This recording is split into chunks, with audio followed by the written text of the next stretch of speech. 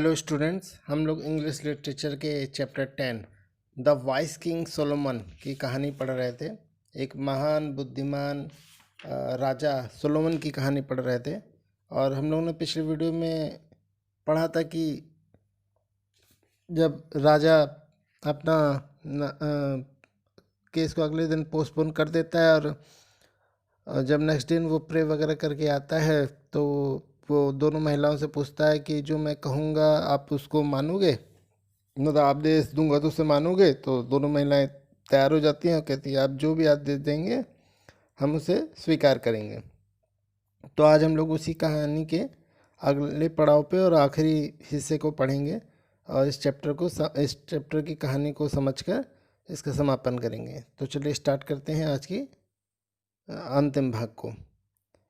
The King Solomon raised his hand and summoned a soldier to bring the baby to him.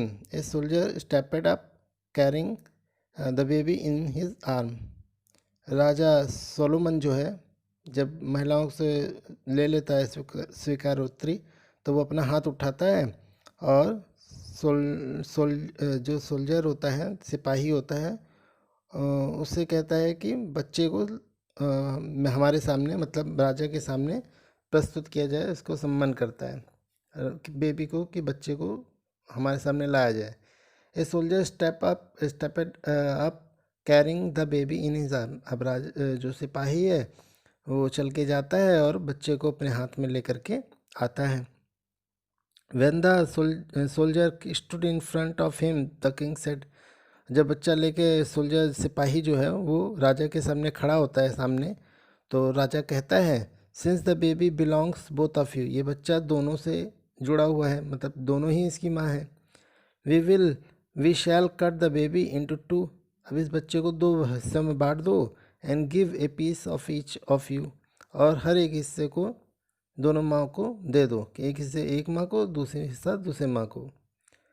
One of the women shouted, जैसे ही राजा ये बोलता है तो उन दोनों औरतों में से एक औरत जोर से चिल्ला उठती है, बोलती है नो नो नो, नहीं नहीं नहीं, give the baby to her, ये बच्चा मुझे मत दो, लेकिन मारो मत इसे, मुझे मत दो, लेकिन इस बच्चे को इसको दे दो, इस महिला को दे दो।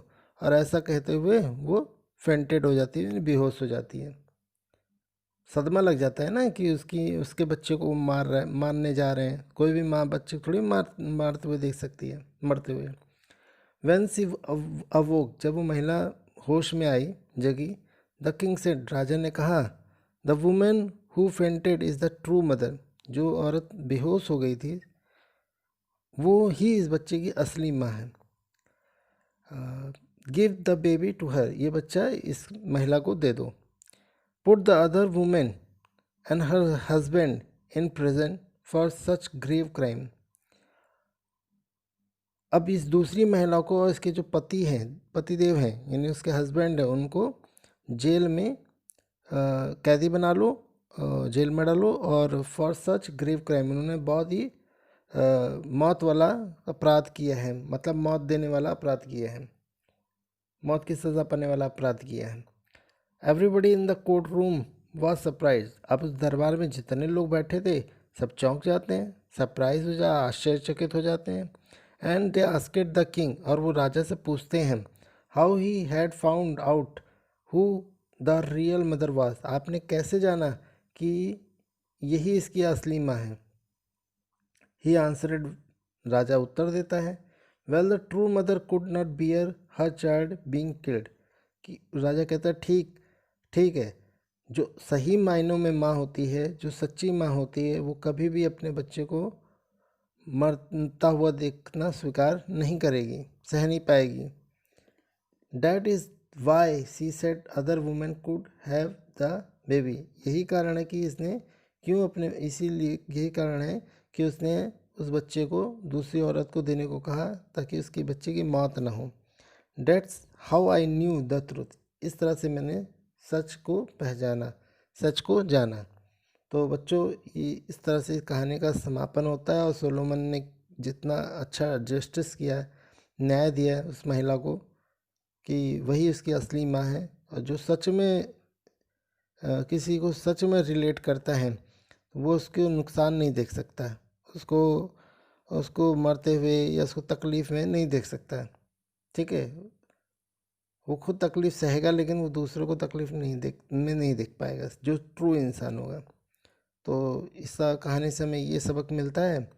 और इस तरह से ये चैप्टर सोलोमन की जो स्टोरी है जस्टिस की वो ख़त्म होती है। अब नेक्स्ट वीडियो में हम लोग नेक्स्ट चैप्टर को डिस्कस करेंगे। बहुत बहुत धन्यवाद।